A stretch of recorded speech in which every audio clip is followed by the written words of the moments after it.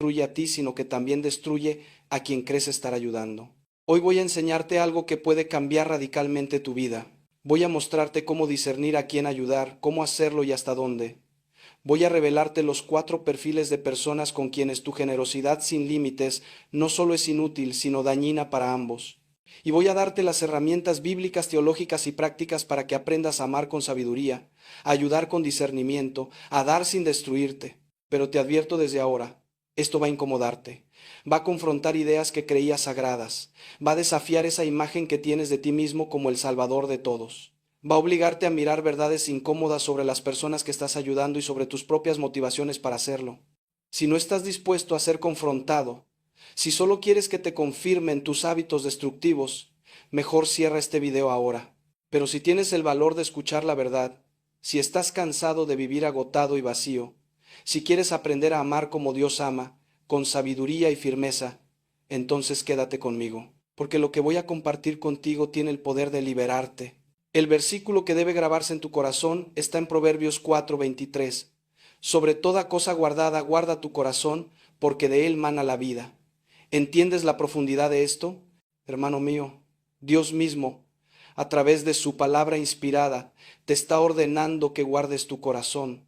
No te está sugiriendo, no te está dando una opción, te está mandando que protejas esa fuente de vida que llevas dentro, porque si tu corazón se destruye, si tu alma se vacía, ya no tendrás nada que dar a nadie. Serás como un pozo seco pretendiendo dar agua a los sedientos.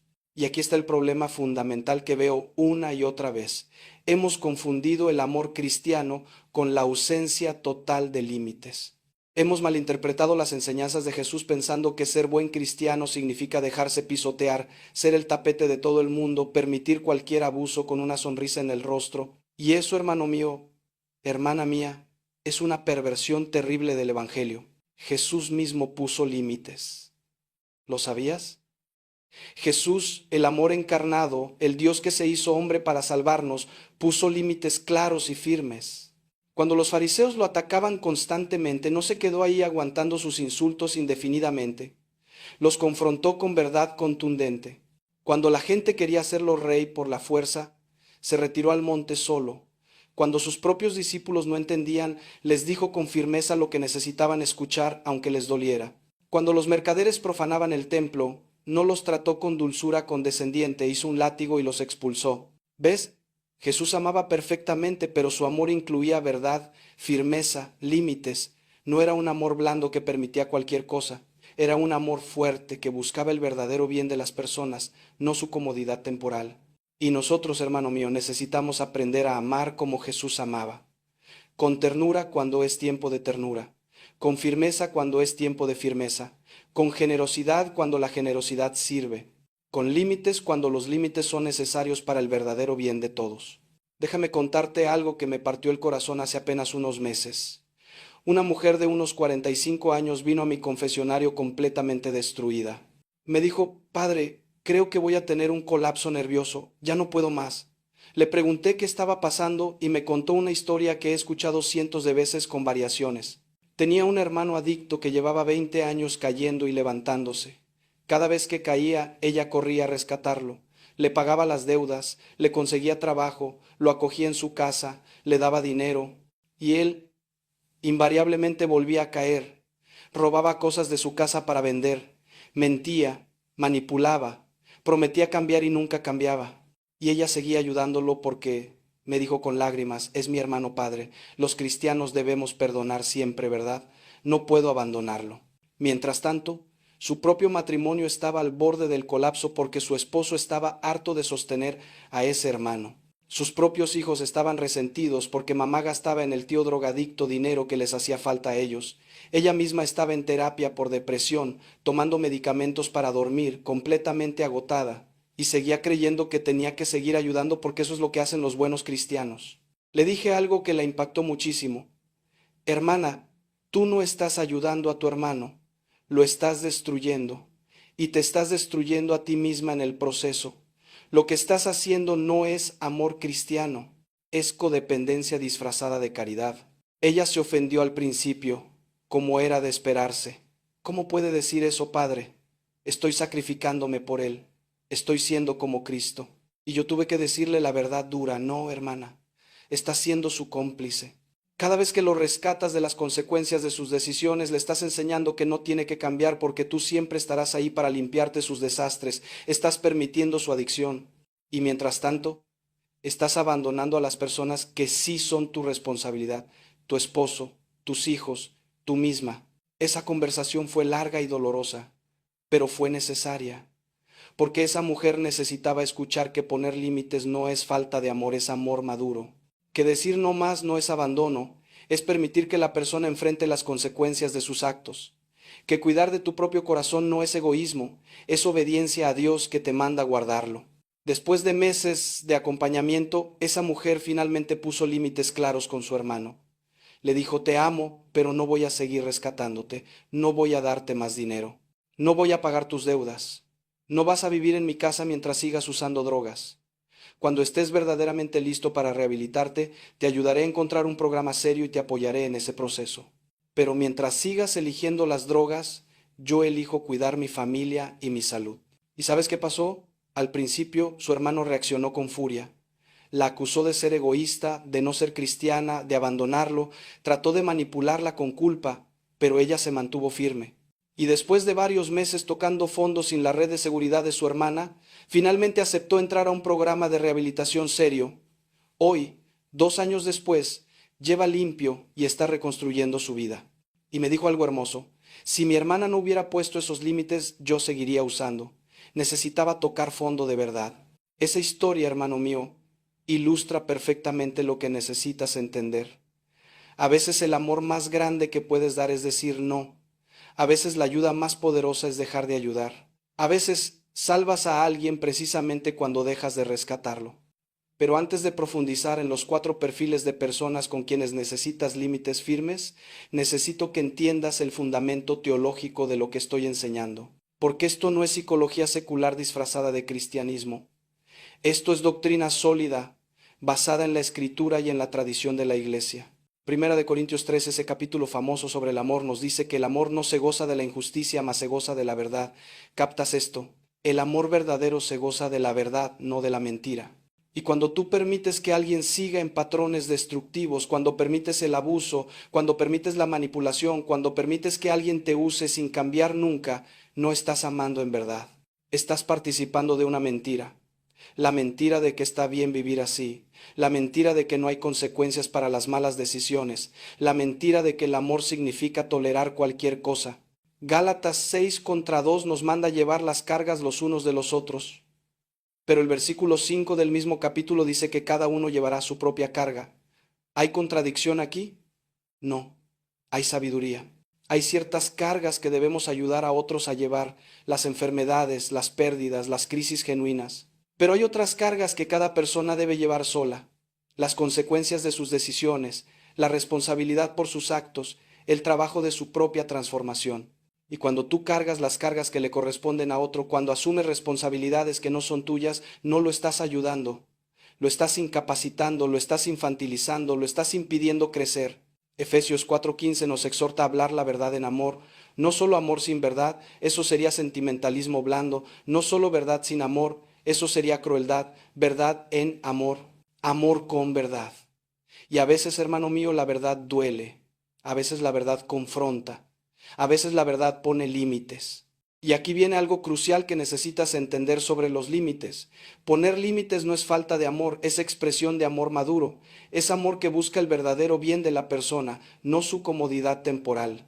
Es amor que confía en que Dios puede trabajar a través de las consecuencias naturales. Es amor que respeta la libertad del otro de tomar sus propias decisiones y vivir con las consecuencias. Santa Catalina de Siena decía, sé quién Dios quiso que fueras y prenderás fuego al mundo. Pero ¿cómo puedes ser quien Dios quiso que fueras si estás constantemente agotado, resentido, vacío por dar sin sabiduría? No puedes, hermano mío. Por eso Dios te manda guardar tu corazón. Porque de ese corazón guardado, sano, en paz, es de donde emana la vida verdadera que puedes compartir con otros. Ahora vamos a lo más práctico y más confrontador. Voy a describirte 4 perfiles de personas con quienes tu ayuda sin límites no solo es inútil, sino dañina. Y mientras los describo, quiero que seas brutalmente honesto contigo mismo. ¿Hay alguien en tu vida que encaja en estos perfiles? Porque si lo hay, necesitas cambiar radicalmente cómo te relacionas con esa persona. El primer perfil es la persona que no reconoce que tiene un problema. Este es el tipo de persona que está claramente en crisis, claramente en error, claramente en un patrón destructivo, pero que se niega rotundamente a admitirlo. Todo es culpa de otros, todo es mala suerte, todo es conspiración en su contra, pero él o ella nunca, jamás reconoce su parte en el problema. Es el alcohólico que insiste en que no tiene problema con la bebida, que puede dejarlo cuando quiera, que solo bebe para relajarse. Es la esposa infiel que culpa a su esposo de su infidelidad. Si tú fueras mejor esposo, yo no habría buscado a otro. Es el empleado que fue despedido de 5 trabajos y cada vez la culpa es del jefe injusto, de los compañeros envidiosos, del sistema corrupto, nunca de su propia irresponsabilidad. Es el hijo adulto que sigue viviendo de sus padres a los 35 años y culpa a la economía, al gobierno, a la falta de oportunidades, pero nunca examina su propia falta de esfuerzo. Con estas personas, hermano mío, toda tu ayuda es inútil. ¿Por qué? Porque no puedes ayudar a alguien que no reconoce que necesita ayuda. Es imposible. Jesús mismo lo dijo en Marcos 2:17, los sanos no tienen necesidad de médicos, sino los enfermos. No he venido a llamar a justos, sino a pecadores. ¿Qué significa esto? Que Jesús podía ayudar a quienes se reconocían pecadores necesitados de salvación. Pero los fariseos, que se creían justos y perfectos, eran inaccesibles a su gracia. No porque Jesús no quisiera salvarlos, sino porque ellos mismos habían cerrado la puerta. Lo mismo pasa con estas personas. Mientras no reconozcan su problema, mientras sigan culpando a todos menos a sí mismos, tú puedes dar y dar y dar hasta vaciarte completamente y no lograrás nada, cero, nada. Porque el primer paso hacia cualquier cambio es reconocer que hay algo que cambiar, y si ellos no dan ese primer paso, tú no puedes darlo por ellos. He visto madres que llevan 20 años ayudando a hijos que no reconocen su problema, pagándoles todo, limpiándoles todos sus desastres, justificándolos ante el mundo. Resultado, hijos de 40 años que siguen siendo adolescentes irresponsables, porque nunca tuvieron que enfrentar las consecuencias de sus actos, porque mamá siempre estuvo ahí para rescatarlos. He visto esposas que llevan décadas ayudando a esposos alcohólicos que niegan serlo, soportando abusos, ocultando el problema a la familia, inventando excusas. Resultado, el esposo nunca busca ayuda porque no hay necesidad. Su esposa maneja todo. Su adicción no tiene consecuencias reales. ¿Para qué cambiar? Entonces, ¿qué haces con estas personas? Primero confrontas con verdad y amor. Una vez, 2 veces, tal vez 3. Les dices claramente, hermano, tienes un problema, y hasta que no lo reconozcas, yo no puedo ayudarte. Segundo, pones límites firmes. No voy a seguir rescatándote. No voy a seguir siendo tu red de seguridad mientras no reconozcas tu responsabilidad.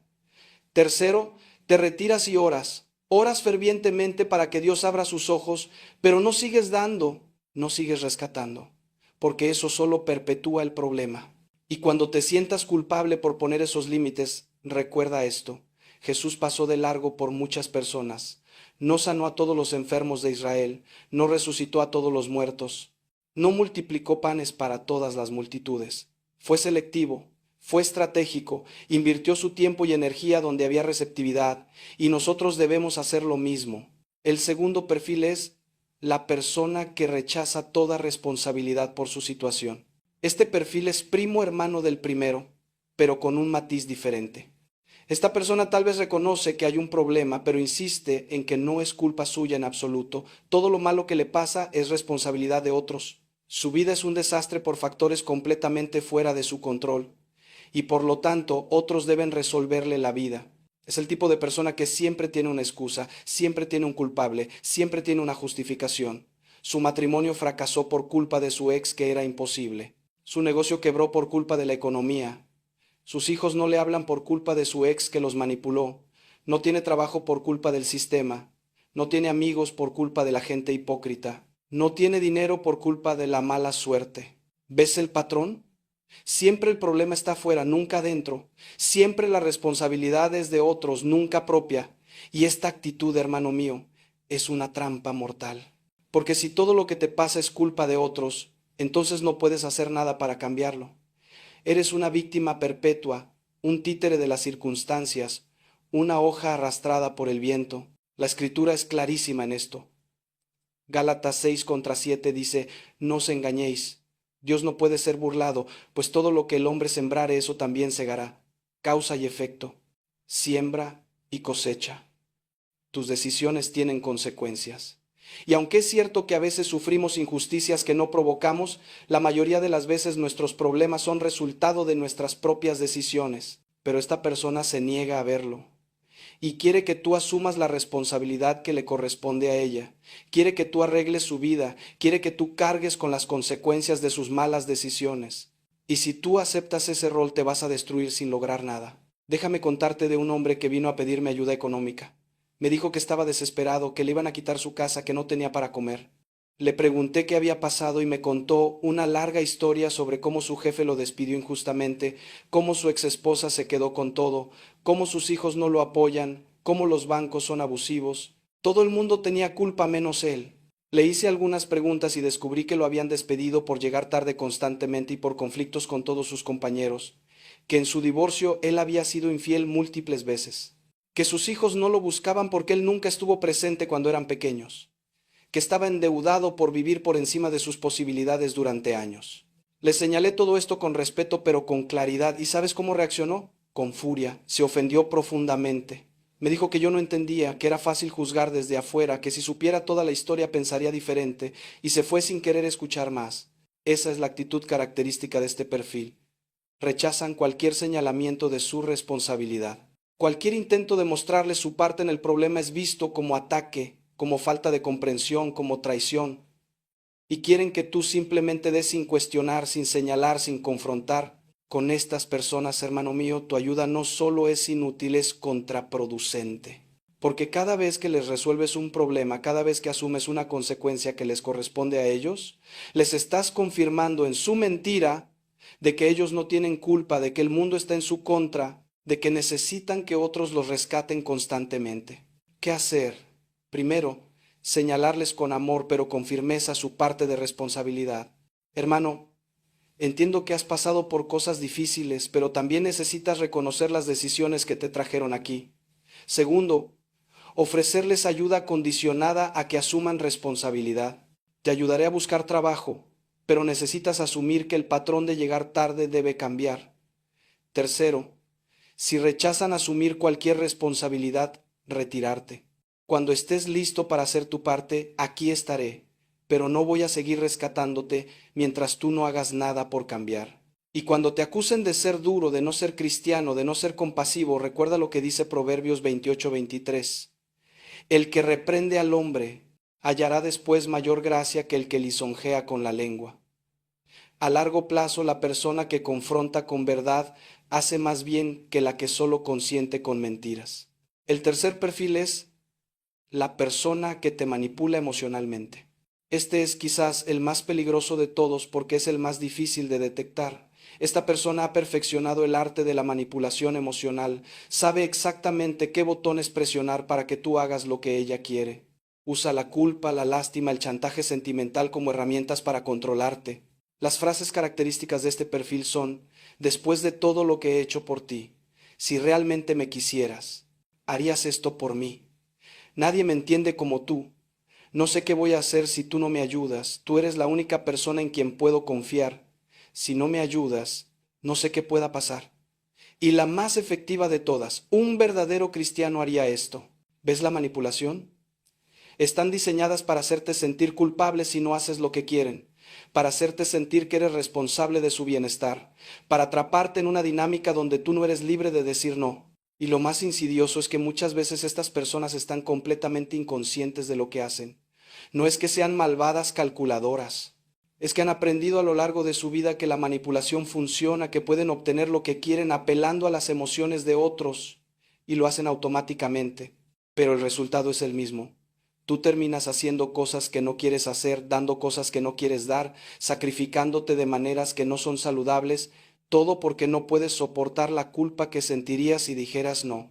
La Escritura es muy clara sobre este tipo de manipulación. Segunda de Corintios 9:7 dice: cada uno dé como propuso en su corazón, no con tristeza ni por necesidad, porque Dios ama al dador alegre. ¿Ves? Dios no quiere que des por obligación, por culpa, por manipulación. Quiere que des libremente, alegremente, desde tu corazón. Y cuando alguien te manipula para que des, cuando alguien te quita la libertad de elegir, cuando alguien te carga con culpas que no son tuyas, eso no es amor, hermano mío. Eso es control. Eso es abuso emocional disfrazado de necesidad. He visto matrimonios donde uno de los cónyuges manipula constantemente al otro. Si me amaras de verdad, harías esto. Mira todo lo que yo sacrifico por ti y tú ni siquiera puedes hacer esto por mí. Estás siendo egoísta. Y el otro cónyuge vive en culpa constante, tratando desesperadamente de complacer, pero nunca es suficiente porque el manipulador siempre mueve la meta. He visto padres ancianos que manipulan a sus hijos adultos.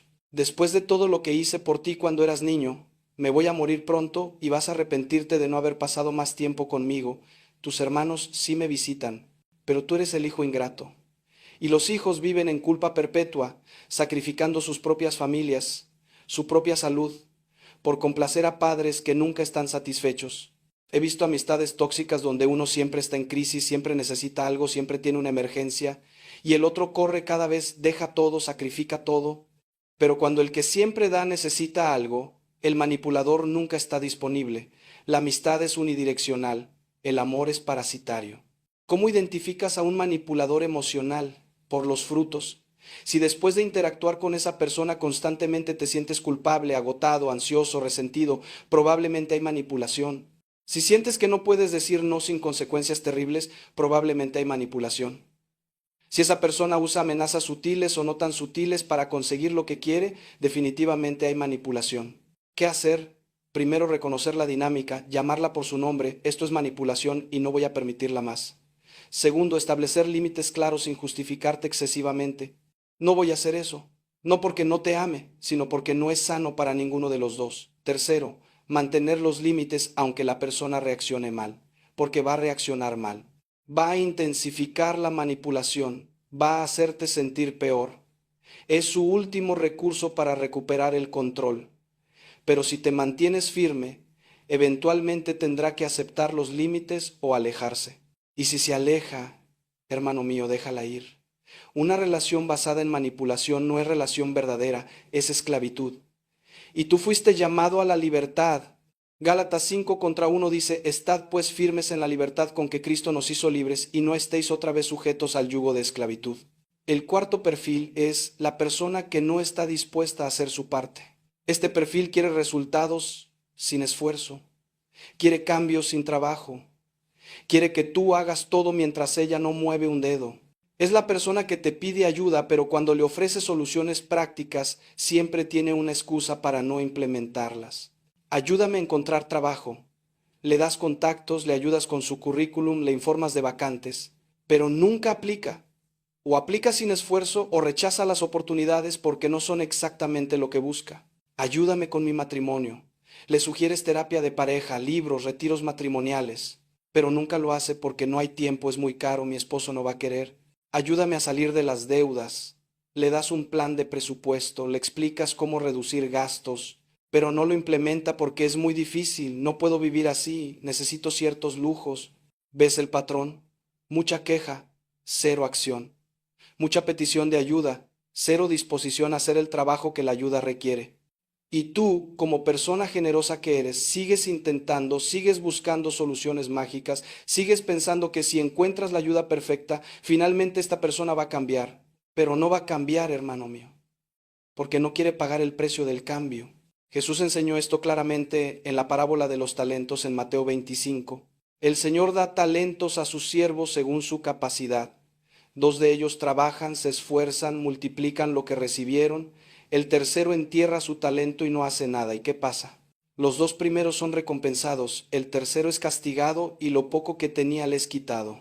¿Qué nos enseña esto? Que Dios espera que trabajemos con lo que nos da. La gracia de Dios no reemplaza el esfuerzo humano, lo capacita. Dios nos da semillas, pero nosotros debemos plantarlas, regarlas, cuidarlas. Dios abre puertas, pero nosotros debemos caminar a través de ellas. Dios provee oportunidades, pero nosotros debemos aprovecharlas. Y cuando alguien quiere que tú hagas todo el trabajo mientras él solo recibe los beneficios, no es un pedido legítimo de ayuda, es explotación, es pereza espiritual, es rechazo a la responsabilidad personal. He visto esto en contextos pastorales constantemente. Personas que piden oración pero nunca oran ellas mismas. Personas que piden consejo pero nunca siguen ningún consejo. Personas que dicen querer cambiar pero nunca dan un solo paso hacia el cambio. Y quieren que el sacerdote, que el consejero, que el amigo haga magia y les resuelva la vida sin que ellas muevan un dedo. Con estas personas, hermano mío, necesitas ser absolutamente claro desde el principio. Estoy dispuesto a ayudarte, pero necesito ver que tú también estás dispuesto a hacer tu parte. No puedo hacer el trabajo por ti. Puedo acompañarte, puedo guiarte, puedo apoyarte, pero el esfuerzo principal debe ser tuyo. Y si después de eso ves que no hay esfuerzo real, que solo hay palabras sin acción, necesitas retirarte. Proverbios 26:11 dice, como perro que vuelve a su vómito, así es el necio que repite su necedad. Si alguien repite constantemente los mismos patrones, pide ayuda pero nunca cambia, probablemente no está realmente dispuesto a cambiar. Solo quiere alivio temporal sin transformación real. Entonces, ¿qué haces? Les dices con amor pero con firmeza, hermano, yo estoy aquí cuando decidas hacer tu parte. Cuando estés listo para el trabajo que el cambio requiere, cuenta conmigo. Pero mientras solo quieras que yo haga todo, no puedo ayudarte porque eso no te ayudaría realmente. Y ora por ellos, hermano mío. Ora fervientemente para que Dios les dé la gracia de querer cambiar de verdad, pero no cargues con lo que les corresponde a ellos cargar, porque si lo haces, les estás robando la oportunidad de crecer, de madurar, de convertirse en las personas que Dios quiere que sean. Ahora, después de describir estos 4 perfiles, necesito que entiendas algo crucial. Poner límites con estas personas no significa dejar de amarlas, no significa abandonarlas, no significa rendirte con ellas. Significa amarlas de la manera correcta, de la manera que verdaderamente les sirve. San Pablo lo explica hermosamente en Efesios 4:15, sino que siguiendo la verdad en amor, crezcamos en todo en aquel que es la cabeza, esto es Cristo. Verdad en amor. No verdad sin amor, eso sería crueldad. No amor sin verdad, eso sería sentimentalismo inútil. Verdad y amor juntos. Y a veces, hermano mío, la verdad duele. A veces los límites duelen, a veces decir no duele, pero es un dolor sanador, un dolor que puede llevar a la persona a la reflexión, al arrepentimiento, al cambio genuino. Piensa en el hijo pródigo de Lucas 15. Ese padre amaba a su hijo profundamente, pero cuando el hijo pidió su herencia y se fue a desperdiciarla, el padre no corrió detrás de él rescatándolo constantemente. No le enviaba dinero cada vez que el hijo lo necesitaba, no iba a sacarlo de problemas. El padre puso un límite doloroso. Si quieres irte, vete, pero las consecuencias son tuyas. ¿Y qué pasó? El hijo tocó fondo. Llegó a tal nivel de miseria que tuvo que cuidar cerdos y anhelar su comida. Y fue precisamente ahí en el fondo donde volvió en sí, donde reconoció su error, donde decidió regresar. Y el padre que había estado esperando y orando todo ese tiempo lo recibió con brazos abiertos. Pero nota esto. El padre lo recibió cuando el hijo regresó arrepentido, no antes. No fue a rescatarlo de las consecuencias, permitió que esas consecuencias hicieran su trabajo de llevar al hijo al arrepentimiento. Eso, hermano mío, es amor sabio, es amor con límites, es amor que confía en que Dios puede usar incluso el sufrimiento consecuencia del pecado para llevar a la persona de regreso a casa. Y necesitas aplicar esa sabiduría en tus relaciones. Con tu hijo adulto que no quiere trabajar, con tu hermano adicto, con tu amiga que vive de drama en drama, con tu familiar manipulador, ámalos, ora por ellos. Pero no los rescates de las consecuencias que necesitan enfrentar, porque esas consecuencias pueden ser precisamente el instrumento que Dios usa para su conversión. Ahora bien, sé que en este momento estás pensando, pero Padre, ¿no se supone que debemos perdonar 70 veces 7? ¿No dijo Jesús que debemos dar la otra mejilla? ¿No nos manda amar a nuestros enemigos? Excelente pregunta. Y la respuesta es sí, absolutamente. Pero perdón no significa ausencia de límites. Dar la otra mejilla no significa convertirte en víctima perpetua. Amar a tu enemigo no significa permitirle que te destruya. Déjame explicarte cada uno de estos conceptos correctamente porque han sido terriblemente malinterpretados. Perdonar 70 veces 7 significa que no guardas rencor, que no buscas venganza, que sueltas la ofensa de tu corazón. Pero no significa que permites que la persona te ofenda una y otra vez sin consecuencias. Puedes perdonar a alguien y al mismo tiempo mantener límites claros. Te perdono, pero no voy a permitir que esto vuelva a pasar. Si sigues con este comportamiento tendré que distanciarme. Dar la otra mejilla, en su contexto original, era un acto de resistencia no violenta ante la humillación pública. No era una invitación a ser víctima de abuso continuo. Era una manera de mantener la dignidad sin responder con violencia, pero Jesús mismo no siempre dio la otra mejilla. Cuando lo abofetearon durante su juicio, preguntó: ¿por qué me golpeas? No se quedó callado, aceptando pasivamente. Confrontó la injusticia. Amar a tu enemigo significa desearle el bien, orar por él, no buscar su mal, pero no significa exponerte a su daño continuamente. Puedes amar a alguien desde la distancia. Puedes orar por alguien sin tener contacto cercano. Puedes perdonar sin reconciliarte si la reconciliación no es segura o saludable. Y aquí está la clave, hermano mío. Jesús puso límites. Con su propia familia cuando intentaron controlar su ministerio. Con los fariseos cuando constantemente lo atacaban. Con las multitudes cuando querían usarlo para sus propios fines. Jesús era perfectamente amoroso, pero no era débil. No era un tapete. No permitía que lo manipularan o usaran. Nosotros debemos seguir su ejemplo. Amar como Él amaba, pero también ser sabios como Él era sabio. Mateo 10:16 nos dice: He aquí, yo os envío como ovejas en medio de lobos. Sed pues prudentes como serpientes y sencillos como palomas. Prudentes, sabios, discernientes, no ingenuos. Entonces, ¿cómo se ve todo esto en la práctica? Déjame darte pasos concretos que puedes implementar desde hoy. Primero, evalúa tus relaciones actuales honestamente. Haz una lista de las personas a quienes estás ayudando regularmente y para cada una pregúntate: ¿esta persona reconoce su problema? ¿Asume su responsabilidad? ¿Me manipula emocionalmente? ¿Está dispuesta a hacer su parte? Si la respuesta a cualquiera de estas preguntas es no, necesitas reconsiderar seriamente cómo te estás relacionando con esa persona. Segundo, identifica tus motivaciones reales para ayudar. ¿Por qué sigues ayudando a personas que nunca cambian? ¿Es genuinamente por amor a ellas o es porque necesitas sentirte necesario? ¿Es porque te da identidad ser el salvador de todos? ¿Es porque tienes miedo al conflicto que vendrá si pones límites? ¿Es porque crees que tu valor depende de cuánto das? Sé brutalmente honesto, porque a veces nuestro ayudar tiene más que ver con nuestras propias necesidades que con el verdadero bien del otro. Tercero, aprende a decir no sin culpa. Practica frases como: entiendo que necesitas ayuda, pero no puedo hacer eso. Te amo. Pero no es saludable para ninguno de los dos que yo siga rescatándote. No voy a ser parte de esto. Y no te justifiques excesivamente, no des 1000 explicaciones. No pidas permiso, simplemente establece el límite con firmeza y amor. Cuarto, prepárate para la reacción negativa. Cuando pongas límites con personas acostumbradas a no tenerlos, van a reaccionar mal, van a enojarse, van a acusarte, van a intentar manipularte con más intensidad, van a decirte que eres egoísta, que no eres cristiano, que los estás abandonando. Prepárate mentalmente para esto y mantente firme, la tormenta pasará y del otro lado hay libertad. Quinto, busca apoyo, no hagas esto solo. Habla con un director espiritual, con un consejero sabio, con amigos que te puedan dar perspectiva.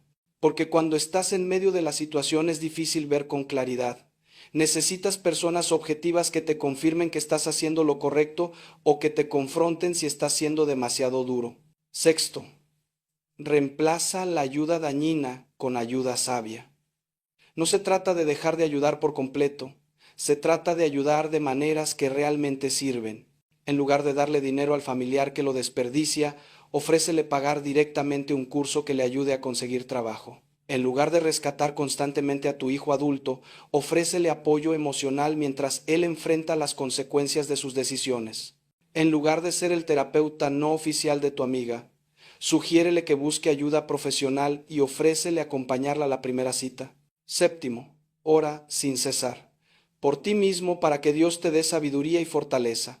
Por las personas con quienes necesitas poner límites, para que Dios abra sus ojos y abra sus corazones. Y confía en que Dios puede hacer más por ellos en una hora de lo que tú puedes hacer en 1000 años de rescates inútiles. Déjame contarte una última historia que ilustra el poder de los límites sabios. Hace unos años, una mujer en sus 50 vino a verme completamente agotada. Tenía una hija de 30 años que era un desastre, 3 hijos de 3 padres diferentes, sin trabajo estable, viviendo de subsidios y de la ayuda de mamá, y la abuela terminó siendo quien realmente criaba a los nietos mientras la hija salía de fiesta. Esta mujer me dijo: Padre, no puedo más, pero son mis nietos, ¿cómo los voy a abandonar? Le dije: Hermana, no estoy sugiriendo que abandones a tus nietos, pero necesitas entender que al rescatar constantemente a tu hija, le estás enseñando que no tiene que ser responsable, y tus nietos están aprendiendo el mismo patrón. Trabajamos juntos en un plan. La abuela le dijo a su hija: Te amo, pero esto va a cambiar. Voy a seguir ayudándote a cuidar a los niños, pero solo si tú buscas trabajo y lo mantienes. Y solo 2 días a la semana, no todos los días. Necesitas ser madre de tus propios hijos. Y si no estás dispuesta a hacer esto, tendré que reportar la situación a servicios sociales porque estos niños necesitan estabilidad. La hija se enfureció, amenazó, manipuló, pero la madre se mantuvo firme. Y después de algunas semanas dramáticas, la hija finalmente encontró trabajo, tuvo que organizarse, tuvo que madurar, tuvo que ser madre. Hoy, 3 años después, esa hija tiene un trabajo estable. Ha reducido sus hijos a los servicios sociales que necesitaba, y por primera vez en su vida está siendo realmente madre de sus hijos. ¿Y sabes qué me dijo la abuela?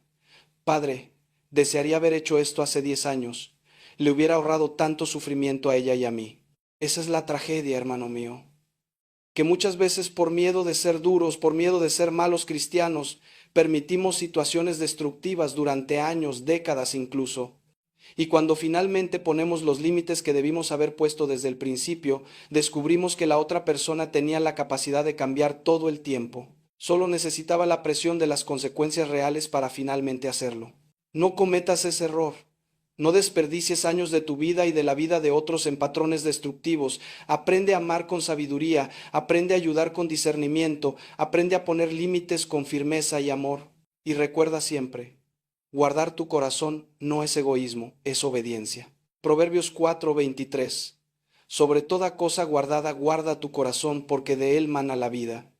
Un corazón agotado, vacío, resentido no puede dar vida a nadie. Pero un corazón guardado, sano, en paz, lleno de la presencia de Dios, ese corazón puede ser fuente de bendición para muchos. Estamos llegando al final de nuestro tiempo juntos y quiero que sepas que entiendo que esto ha sido difícil de escuchar. Entiendo que tal vez en este momento te sientes confrontado, incómodo, quizás incluso un poco culpable. Eso es bueno. Significa que el Espíritu Santo está trabajando en tu corazón, pero no te quedes solo con la culpa. Avanza hacia el cambio. Toma decisiones concretas. Empieza hoy mismo a implementar límites sabios en tu vida. No esperes estar completamente destruido para actuar.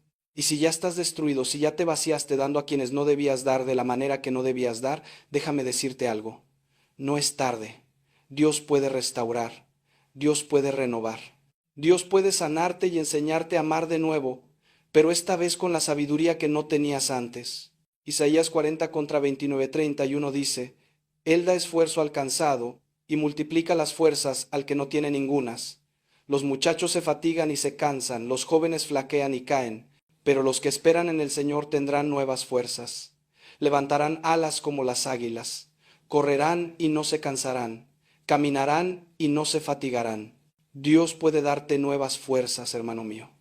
Puede renovar tu energía, puede sanar tu corazón agotado, pero necesitas hacer tu parte. Necesitas poner los límites que Él te está mostrando que necesitas poner. Necesitas soltar las cargas que no son tuyas. Necesitas confiar en que Él puede cuidar de las personas que amas mejor de lo que tú puedes. Quiero terminar con una oración por ti. Inclina tu cabeza, pon tu mano sobre tu corazón y recibe estas palabras. Padre Celestial, gracias por cada persona que ha escuchado este mensaje. Gracias porque los amas con amor infinito y quieres lo mejor para ellos. Señor, muchos de ellos están agotados por dar sin sabiduría. Están vacíos por ayudar sin discernimiento, están destruidos por amar sin límites. Te pido, Padre, que les des la gracia del discernimiento, que les muestres claramente dónde necesitan poner límites, que les des valor para hacerlo aunque sea difícil, que les quites la culpa falsa que el enemigo pone sobre ellos cuando intentan cuidar de su propio corazón. Sana, Señor, los corazones heridos, restaura las fuerzas agotadas, renueva el amor que se ha secado, y enséñales a amar como tú amas. con sabiduría, con verdad, con firmeza, con límites santos. Libera a las personas que ellos están ayudando de maneras dañinas. Permite que enfrenten las consecuencias que necesitan enfrentar. Trabaja en sus corazones de maneras que solo tú puedes y trae conversión verdadera, cambio genuino, transformación real. Protege estas familias, Señor, sana estas relaciones. Trae orden donde hay caos, trae paz donde hay conflicto, trae claridad donde hay confusión. Y que cada persona que me escucha salga de aquí con la determinación de guardar su corazón como tú mandas, sabiendo que de ese corazón guardado mana la vida que puede bendecir a muchos. Te lo pedimos en el nombre de Jesús, quien amó perfectamente y puso límites sabiamente. Amén. Hermano mío, hermana mía, gracias por tu tiempo y tu apertura. Sé que esto ha sido difícil pero necesario. Ahora ve y vive lo que has aprendido. Pon límites con amor, ayuda con sabiduría, ama con discernimiento. Y si este mensaje te ha impactado, compártelo. Hay tantas personas destruyéndose por no saber poner límites. Comparte este video con ese amigo que siempre está agotado por rescatar a todos. Compártelo con esa familia que está siendo destruida por un miembro manipulador. Compártelo con esos padres que necesitan aprender a decir no con amor. Suscríbete al canal si aún no lo has hecho. Activa las notificaciones, porque seguiremos compartiendo contenido que te ayuda a vivir tu fe con sabiduría, con profundidad, con verdad. Recuerda siempre, guardar tu corazón no es egoísmo, es obediencia. Poner límites no es falta de amor, es expresión de amor maduro. Y amar con sabiduría es amar como Dios ama. Que el Señor te bendiga y te guarde, que haga resplandecer su rostro sobre ti, que te dé su paz y que aprendas a amar como Él te ama, con ternura infinita pero también con firmeza santa. Ve en paz, hermano mío, vive en libertad, ama con sabiduría y guarda tu corazón, porque de él mana la vida. Nos vemos pronto, que Dios te bendiga abundantemente. Algo que tu familia probablemente desconoce por completo. Voy a revelarte lo que santos canonizados por la Iglesia, místicos que tuvieron visiones del purgatorio, exorcistas que han escuchado el lamento de las almas, han testimoniado sobre la cremación. Y te advierto, lo que vas a escuchar te perturbará, te incomodará. Quizás hasta te haga cuestionar decisiones que ya tomaste, pero prefiero que te incomodes ahora, aquí, cuando todavía hay tiempo de rectificar, de orar, de cambiar el rumbo, a que descubras la verdad cuando ya sea demasiado tarde. Porque verás, hay un secreto terrible que se esconde detrás de esos hornos crematorios, detrás de esas urnas elegantes que nos venden como la opción moderna y práctica.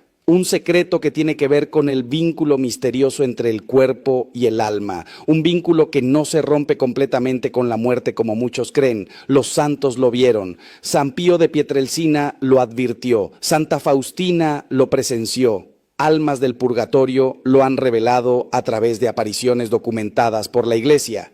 Y lo que ellos vieron es esto. Cuando un cuerpo es sometido al fuego de la cremación, el alma experimenta una aflicción tan profunda, un dolor tan real, que se suma a los sufrimientos del purgatorio. No estoy hablando de condenación eterna, no estoy diciendo que la cremación te envíe al infierno, pero estoy diciendo que hay un sufrimiento añadido, una angustia espiritual que podríamos evitarle a nuestros seres queridos si tan solo conociéramos la verdad completa. ¿Cómo es posible que el alma sienta algo respecto a un cuerpo del que ya se separó? Esta es la pregunta que todos hacen y es la pregunta que voy a responder con la profundidad teológica que merece. Porque si entiendes esto, si comprendes la naturaleza real de la persona humana como unidad de cuerpo y alma, entonces todo lo demás tendrá sentido. Y nunca más podrás ver la muerte, el cuerpo o las decisiones funerarias de la misma manera. En este momento, mientras me escuchas, hay almas en el purgatorio que están sufriendo por decisiones que sus familias tomaron con buena intención, pero con ignorancia. Hay almas que claman por nuestras oraciones, por nuestras misas, porque sienten que algo terrible le fue hecho a aquello que todavía consideran parte de sí mismas. Y lo más desgarrador es que muchas de esas familias nunca lo sabrán. Nunca entenderán por qué sienten esa inquietud persistente, esa sensación de que algo no está bien, esos sueños perturbadores que no los dejan en paz. He acompañado casos que me han estremecido hasta el alma, mujeres que no pueden dormir porque ven a sus esposos gritando entre llamas, hombres que sienten una presencia angustiada en sus casas desde que conservan las cenizas de su madre en la sala, familias enteras que experimentan fenómenos inexplicables después de haber dispersado las cenizas de un ser querido en el mar, como si esa alma no encontrara descanso, como si estuviera buscando desesperadamente lo que le pertenece y ya no puede encontrar.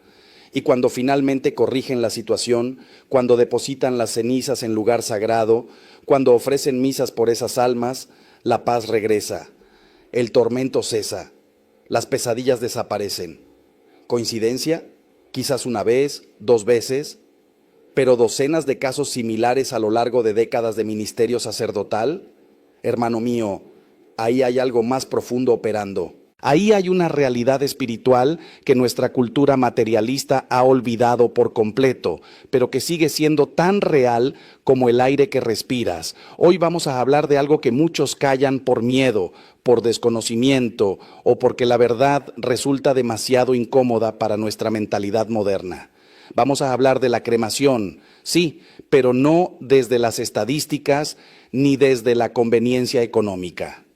Vamos a hablarla desde el lugar que realmente importa, desde el destino eterno de las almas que amamos, desde el dolor invisible que podemos estar causando sin saberlo, desde la responsabilidad tremenda que tenemos como cristianos de tratar el cuerpo humano, incluso después de la muerte, con la dignidad sagrada que merece como templo del Espíritu Santo. Y te advierto de nuevo, si has cremado a alguien, si estás pensando en la cremación para ti mismo, lo que vas a escuchar te confrontará, pero también te ofrecerá esperanza, soluciones, caminos de reparación. Porque la misericordia de Dios es infinita y nunca es demasiado tarde para rectificar, para orar, para aliviar el sufrimiento de un alma que quizás está esperando tu ayuda en este preciso momento. Así que te pido, te suplico con todo mi corazón de pastor, no cierres este mensaje. No lo descartes como superstición antigua. Dale una oportunidad a la verdad que la Iglesia ha guardado durante 2000 años. Dale una oportunidad a los testimonios de los santos que vieron lo que tú y yo no podemos ver. Dale una oportunidad a tu propia conciencia que quizás ya te está diciendo que hay algo aquí que necesitas escuchar. Porque lo que está en juego no es una opinión teológica, no es una preferencia litúrgica. Lo que está en juego es el eterno descanso de las almas que amamos. Y si existe, aunque sea una posibilidad, una sola posibilidad de que lo que voy a compartir contigo sea verdad, ¿no vale la pena quedarte hasta el final?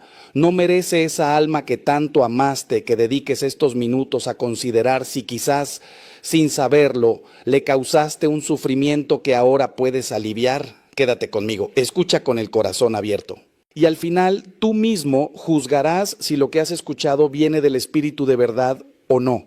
Pero por favor no tomes esa decisión ahora, tómala al final, cuando hayas conocido toda la verdad que necesitas conocer. Pero hoy, en nuestra sociedad moderna, tan práctica, tan eficiente, tan alejada de lo sagrado, se ha normalizado la cremación como si fuera una opción más, incluso preferible. Se nos dice que es más económica, más higiénica, más cómoda. Y es cierto que la Iglesia, en su infinita misericordia, ya no prohíbe la cremación como lo hacía antes. Pero hay una condición absolutamente esencial, que no se haga por razones contrarias a la fe cristiana. Es decir, que no se haga para negar la resurrección de los muertos, para afirmar que somos solo materia que desaparece, o peor aún, por una mentalidad pagana o panteísta que quiere dispersar las cenizas en el mar, en el viento, como si el ser humano fuera solo polvo sin destino eterno. Porque cuando hacemos eso, cuando elegimos la cremación por esas razones equivocadas, estamos hiriendo algo muy profundo. Estamos hiriendo la verdad sobre quiénes somos. Y créeme, esa herida no solo afecta a los vivos, también afecta al alma del difunto. Sé que lo que estoy diciendo suena radical. Sé que algunos de ustedes podrían pensar que estoy siendo anticuado, que estoy viviendo en el pasado. Pero te pido que abras tu corazón y tu mente, porque lo que voy a compartir contigo en los próximos minutos no es teoría, no es filosofía abstracta. Es la experiencia viva de santos que han visto el más allá. Es la enseñanza constante de la Iglesia, que conoce mejor que nadie la naturaleza humana porque fue fundada por Cristo mismo, quien se encarnó, quien asumió un cuerpo humano para redimirnos. Y si Dios mismo consideró tan importante el cuerpo humano que decidió tomar uno para salvarnos, ¿cómo podríamos nosotros tratarlo con ligereza, con indiferencia, como si fuera solo un envoltorio desechable? Quiero que entiendas algo fundamental antes de continuar. Este mensaje no busca juzgarte si ya has cremado a un ser querido o si tú mismo has pensado en la cremación para tu propio cuerpo. Dios es infinitamente misericordioso y comprende nuestras circunstancias, nuestra ignorancia, nuestras limitaciones. Pero mi deber como sacerdote, como pastor de almas, es decirte la verdad completa, es mostrarte lo que muchos no te dirán. Porque en esta época en que todo se relativiza, en que se nos dice que todas las opciones son igualmente válidas, alguien tiene que tener el coraje de decir, no, no todo da igual. Hay decisiones que tienen consecuencias eternas, hay elecciones que afectan el destino del alma, y la manera en que tratamos el cuerpo después de la muerte es una de esas decisiones. Así que te invito a que me acompañes en este recorrido profundo por una verdad que quizás nunca antes habías considerado, una verdad que puede cambiar tu vida y tu muerte. La Iglesia Católica ha sido durante 2 milenios la guardiana de una sabiduría que va más allá de lo meramente humano. Esta sabiduría viene directamente de Cristo, quien fundó su iglesia sobre Pedro y prometió que las puertas del infierno no prevalecerían contra ella. Y parte de esa sabiduría tiene que ver con cómo entendemos el cuerpo humano, la muerte y la resurrección.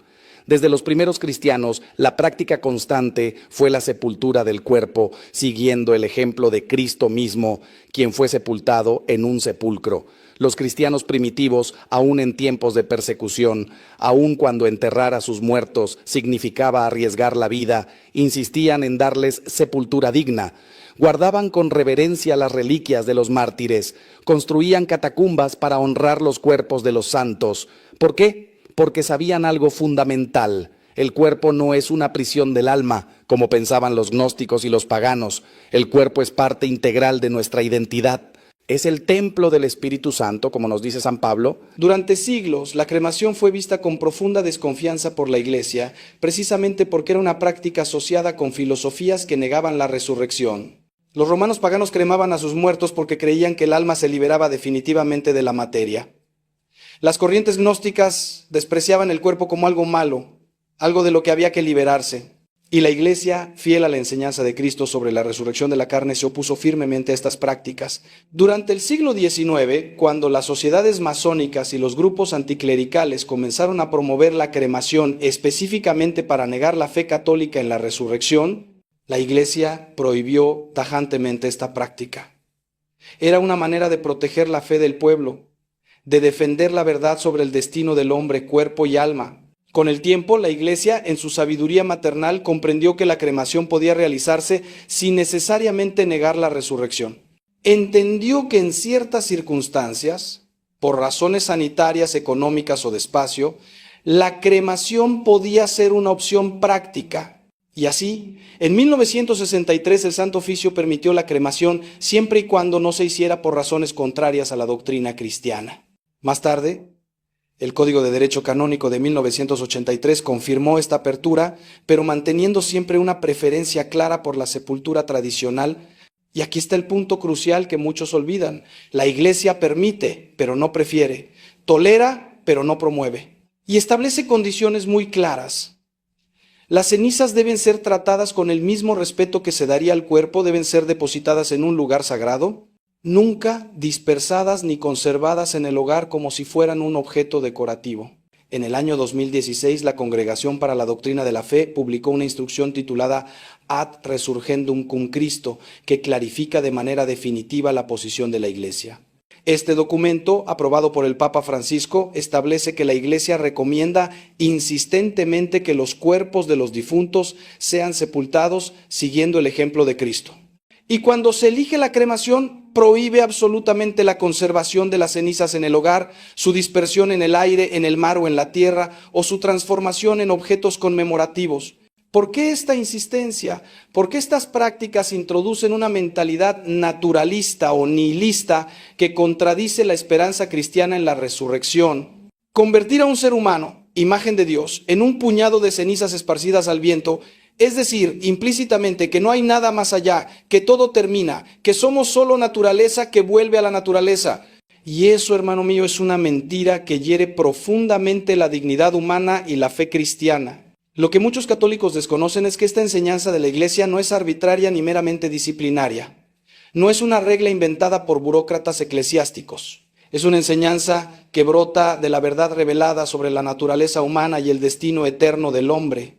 La Iglesia sabe, porque ha sido iluminada por el Espíritu Santo durante 2000 años, que hay realidades espirituales que nuestros ojos no ven, pero que son absolutamente reales.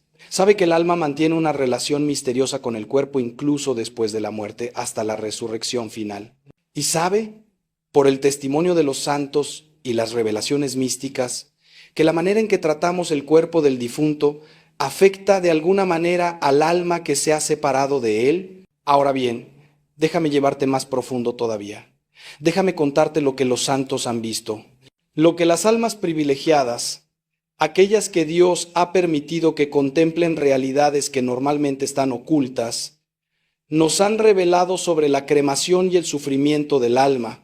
Porque si la Iglesia habla con tanta insistencia sobre este tema, no es por capricho ni por apego a tradiciones antiguas, es porque conoce verdades que van más allá de lo que la razón humana puede alcanzar por sí sola.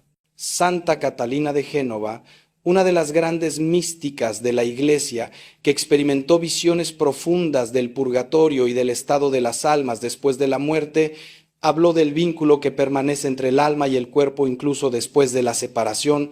Ella vio cómo las almas en el purgatorio sufren no solo por la purificación de sus pecados, sino también por la separación de sus cuerpos, anhelando la reunificación que vendrá con la resurrección. Santa Faustina Kowalska, la apóstol de la Divina Misericordia, también tuvo revelaciones sobre el estado de las almas después de la muerte. En su diario describe cómo las almas son profundamente conscientes de lo que sucede con sus cuerpos, de cómo son tratados, de si se les da sepultura cristiana o no. Habla de almas que sufren porque sus cuerpos fueron profanados o tratados sin respeto. Aunque Santa Faustina no habla específicamente de la cremación, sus revelaciones nos muestran claramente que existe una conexión misteriosa entre el alma separada y el cuerpo que dejó atrás. Una conexión que no se rompe completamente hasta la resurrección final. Y esto tiene sentido teológico profundo, porque si somos una unidad de cuerpo y alma, si nuestra identidad personal incluye ambas dimensiones, entonces la separación de la muerte no es el fin de la historia. Es un estado transitorio anormal que será superado cuando Dios restaure todas las cosas, pero hay testimonios aún más directos y estremecedores. El padre José Antonio Fortea, uno de los más reconocidos exorcistas de nuestra época, ha compartido en sus escritos y conferencias casos de almas en pena que se han manifestado expresando angustia por la cremación de sus cuerpos. En el ministerio de liberación y exorcismo, los sacerdotes a veces se encuentran con fenómenos en los que almas del purgatorio piden oraciones precisamente porque sus cuerpos fueron cremados y ellas experimentan esto como una violencia adicional a su proceso de purificación. No es que la cremación las condene. Eso debe quedar absolutamente claro. Dios es justo y misericordioso y no castiga a nadie por decisiones tomadas en ignorancia o por necesidad. Pero estas almas testimonian que sienten el acto de la cremación como un sufrimiento añadido, como una violencia contra algo que todavía les pertenece de manera misteriosa. San Pío de Pietrelcina, el gran santo estigmatizado que tenía el don de leer las almas y de comunicarse con las almas del purgatorio, también advirtió sobre la cremación. En sus conversaciones privadas con sus directores espirituales y con personas cercanas, expresó que las almas sufren cuando sus cuerpos son cremados porque sienten como si ellas mismas estuvieran siendo quemadas. Esto puede parecer extraño a nuestra mentalidad racionalista moderna, pero tiene una lógica espiritual profunda. El alma, aunque separada del cuerpo, mantiene una conexión ontológica con él. Es como si el alma todavía sintiera el cuerpo como parte de sí misma, esperando el momento de la reunificación. Y cuando ese cuerpo es sometido al fuego, a la destrucción violenta, el alma lo experimenta como un dolor, como una herida. Entiendo perfectamente si en este momento estás sintiendo incomodidad, duda o incluso resistencia a lo que estoy diciendo. Es natural. Vivimos en una cultura que ha perdido el sentido de lo sagrado, que ha reducido el cuerpo humano a pura biología, a materia sin trascendencia. Pero te pido que consideres esto. Si los santos, que vivieron vidas de oración profunda, que estuvieron más cerca de Dios que la mayoría de nosotros jamás estaremos en esta vida, si ellos nos advierten sobre estas realidades, ¿no deberíamos al menos tomarlo en serio? ¿No deberíamos al menos abrir nuestro corazón a la posibilidad de que existen misterios que escapan a nuestra